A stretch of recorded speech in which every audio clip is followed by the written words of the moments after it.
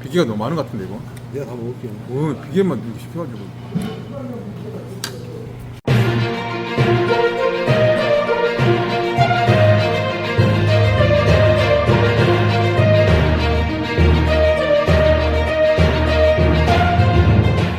여러분 안녕하세요. 반갑습니다. 헤럴드 경제 서인주 부장입니다. 8월 13일 화요일 광주의 경제, 부동산, 아파트 어떤 소식들이 있었는지, 어떤 고민을 하고 있는지 그 소식들을 함께 나눠보도록 하겠습니다. 그럼 잠시 후에 뵙겠습니다. 어제 이제 구독자님 사연을 좀 전달해 드렸습니다. 첨단 3직으로 이사를 가려고 하시는 30대 중반의 초등학교 자녀 2명을 두고 계시는 분의 사연이었는데, 이제 첨단 3직으로 이사 가려고 마음을 먹으신 것 같으세요. 34평으로. 그래서 그거에 지금 첨단 3직구 힐스테이트 1번, 2번은 제일 풍경채. 그래서 제가 좀 이제 그 사연을 좀 제가 그 답장을 좀 드리고 제 의견을 좀 듣고 싶다고 하셔서 제가 생각나는 대로 이제 강단점들 제가 여러분이라면 저는 이렇게 하겠다라는 생각도 주셨고, 또 여러분들도 많은 댓글로 입장들 또 강단점들 남겨주셨는데, 일단 힐스테이트 1524세대 대규모 신축 단지죠. 34평 단일평형으로 다 구성이 됐습니다. 브랜드는 힐스테이트, 일군 브랜드, 이미지가 좋은 브랜드죠. 근데 이제 시공사가 현대 엔지니어링 힐스테이트다. 이제 좀 단점이라고 할 수 있으면, 여기가 이제 광주는 아니다. 장성이다. 장성. 첨단 3지구 장성이다. 그래서 요거에 좀 입지에 대한 호불호는 조금 나뉘는 그런 좀 평가들이 있고요. 제가 봤을 때 힐스테이트 가장 그 차별화된 포인트는 1.1평 정도 되는 창고 공간 하나로 준다는 겁니다. 저도 이제 모델하우스 가봤는데 이거는 굉장히 좀 매력적이더라고요. 창고 보면 우리 이제 살다 보면 집기들, 물건들, 비품들 많이 나오는데 그거 좀 정리해 놓는 것들 굉장히 좀 좋은 것 같았습니다. 이 첨단 3지구는 엊그저께 상가 청약률 현재 30대 1 상가 청약률, 현대 힐스테이트 바로 앞에 상가가 몇 개 안 되는데 거기는 이제 프리미엄이 2,700만 원에서 3,000만 원까지 붙은 곳이 나왔다고 할 정도로 좀 관심을 좀 모았던 그런 입지입니다. 제일 풍경채, 이제 2번 제일 풍경채, 1854세대, 여기는 이제 24평과 34평 이 두 개가 합쳐진 곳인데, 24평이 60%, 아무래도 좀 젊은 분들, 20대 뭐 중반 후반 신혼부부들이 좀 많이 좀 거주를 할 것 같은데요. 34평 비중은 40%입니다. 세대수가 꽤 많죠. 1854세대. 이 제일 풍경채, 이 학교와 공원이 좀 가깝게 있어요. 제일 풍경채는 바로 앞에 학교와 공원이고, 힐스테이트는 바로 앞에 상권, 바로 골라면 슬리퍼 상가에 쭉 이용할 수 있다. 이게 서로 이제 강단점, 서로 이제 강점들 보이는 것도 있을 것 같습니다. 가장 큰 제일 풍경채는 이제 수영장이 있다. 요즘 수영장 있는 아파트들 광주에 그렇게 많지는 않잖아요. 근데 수영장 있는 아파트, 물론 호불호는 좀 나눠진 것 같아요. 이 수영장, 이런 거 어떻게 생각하세요? 저는 이제 수영을 좀 해봤거든요. 할 줄 알아요. 어렸을 때부터 개수영도 하고, 수영을 좀 1년 동안 배워가지고, 수영을 좀 해서 수영장 있으면 되게 좋을 것 같아요. 우리 아파트에 수영장이 있다면, 저는 날마다 가서 운동할 것 같은데, 또 그렇지 않은 분들, 또 수영을 즐겨 하시지 않는 분들 입장에서는 이 수영장이 어떻게 보면 관리비 상승의 주 요점이 될 수 있다. 나는 수영 하지도 않는데, 쳐다보지도 않는데, 하는 사람들을 위해서 내가 좀 희생을 해야 되느냐라는 그런 의견들도 있을 것 같은데, 이게 차이가 좀 있죠. 이 사람들의 차이, 관점의 차이. 그렇습니다. 그래서 가격은 힐스테이트가 조금 비싼 것 같고, 풍경채는 약간 가격이 약간 좀 저렴하다. 그런 차이가 있을 것 같습니다. 어제 이제 많은 분들이 그 영상을 봐주셨어요. 조회수 한 5,000건 정도 조회수 나왔고, 적극적으로 이제 댓글 주시고, 또 투표에 참여하신 분들 거의 박빙이었습니다. 선거 투표, 정치 투표, 뭐 국회의원 투표 선거 까보는 것처럼 되게 재밌게 저도 시청을 하고 봤었는데, 거의 엎치락 뒤치락 거의 박빙까지 가다가 이제 오늘 아침에 9시, 10시 정도 된 상황에서 힐스테이트 1번, 힐스테이트가 3표가 더 나와가지고 현재 지금 스코어는 14대 11, 이 제일 풍경채가 앞서가고 있다. 이 구독자님 두 개 선택한다면 제일 풍경채를 조금 더 선호하시는 분들이 약간 조금 더 많아지고 있는데, 또 모르겠어요. 오후 되면 어떻게 바꿔질지. 아무튼 박빙의 이 승부를 보였고, 오늘 여쭈고 싶은 것은 아파트 편의시설 중에서 수영장 어떻게 생각하느냐. 수영장 1번 있으면 좋다. 1번 아파트 가격 상승 편의시설 무조건 있어야 되는데 1번 2번 아니다. 뭔 수영장이냐. 관리비 많이 들어가고 나는 수영하지도 않는데 이거 나중에 골칫거리가 될 수 있다. 애물거리가 될 수 있다 라고 생각하시면 2번 수영장에 대한 여러분들의 의견들 광주 부동산 시장을 이해하는 한 축으로 살펴보도록 하겠습니다. 그럼 다음 소식으로 넘어가도록 하겠습니다. 자, 광주광역시의 인구가 142만 명 좀 넘어요. 예. 그리고 주요 현안을 좀 분석을 해봤습니다. 강기정 광주시장이 이제 반환점을 돌았죠. 임기가 4년인데 지금 2년을 지나가고 이제 다음 선거도 준비할 그 타이밍이 됐는데 지자체장 정치인이라면 이제 광주 시민들을 위해서 일을 하고 광주 시민들이 행복하게 잘 먹고 잘 살 수 있는 이제 그런 이제 정책들도 만들고 일을 해라고 뽑아준 사람이잖아요. 그래서 이제 부동산적인 관점들, 경제의 관점들을 봤을 때 광주시에 현안이 어떤 게 있는지 굵직굵직한 현안들이 몇 가지가 있는데 그 부분도 한번 살펴보고 지금 어떻게 이제 방향이 어디까지 왔고 어떻게 진행될지 한번 좀 고찰해보는 그런 시간들을 가져보도록 하겠습니다. 이 광주 시정에서 가장 큰 관심을 뽑았던 것 중에 하나가 군공항 문제입니다. 군공항, 광주공항, 군공항 같이 붙어 있잖아요. 요거를 무안공항으로 통합해서 이전하려고 하는 움직임들이 십몇 년 전부터 있었는데 다들 지지부진했다. 이게 안 됩니다. 군공항은 안 받으려고 합니다. 민간공항은 받으려고 하는데 군공항은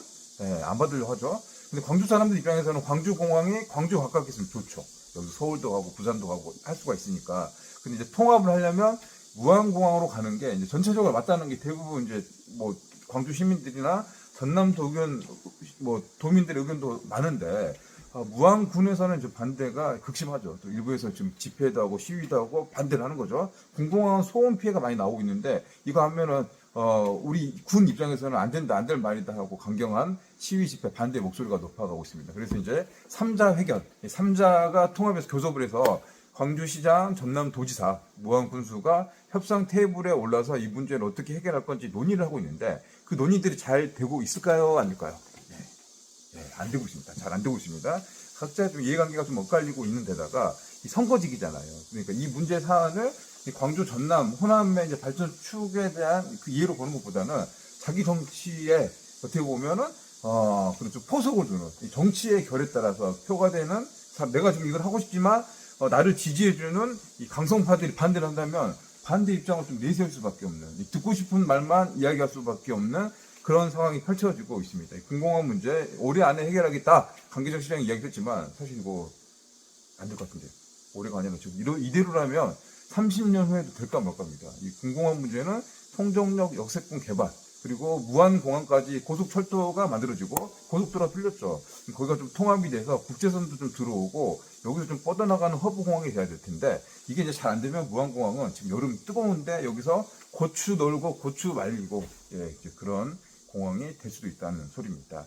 그리고 좀 광주에 이제 지금 쓰레기 소각장, 상무지구에 쓰레기 소각장 있잖아요. 근데 그게 유효기간이 만료가 됐습니다. 만료가 돼가지고 쓰레기 소각장을 다른 곳에서 지어야 되는데 이 비용이 한 3천억 정도 됩니다. 광주시장, 강기정 시장께서 이 사업을 하려고 여러 가지 이제 입지를 받아서 이제 분석을 했어요. 이제 접수를 좀 받았어요. 그래서 지금 광산구의 삼고동, 서구의 매월동, 북구의 장등동 이 세 곳 중에 한 곳이 선정이 되려고 하고 그곳에서 이제 혐오 시설이다 보니까 이제 인프라든가 환경, 메리트 이제 여러 가지 인센티브로 3천억이라는 큰 돈을 이제 내려주는 그런 상황.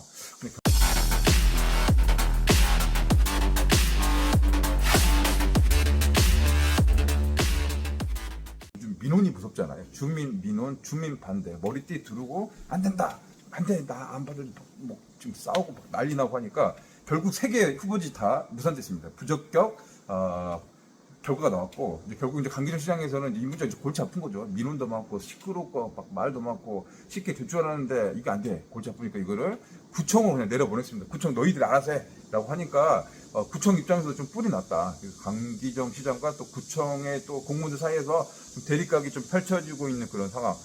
이 쓰레기 소각장을 만들어야죠. 우리 쓰레기 쓰니까 이거 태우고 소각을 해야 되는데 막상 이게 이제 참 어렵네요. 이게 이렇게 어려운 상황에서 이걸 어떻게 이제 풀어낼지. 이게 이제 지자체장의 리더십 측면에서 이제 관점을 좀 봐야 될 것 같은데 안 되고 있습니다. 그리고 강기정 시장이 가장 신경 쓰는 부분 어떻게 보면 추진력과 돌파력을 가지고 밀어붙인 사업들이 여러분 알다시피 복합 쇼핑몰 3종 세트 광주가 꿀잼 도시, 노잼 도시에서 꿀잼 도시 만들어 보겠다라고 해서 광기정 시장이 이 부분을 굉장히 신경을 많이 쓰고 있습니다. 그래서 지금 광주는 머지않아서 7, 8년 사이에 세 곳에 복합 쇼핑몰이죠. 더현대, 신세계, 어등산, 스타일뷰티 이게 다 이제 만들어질 가능성이 커졌습니다.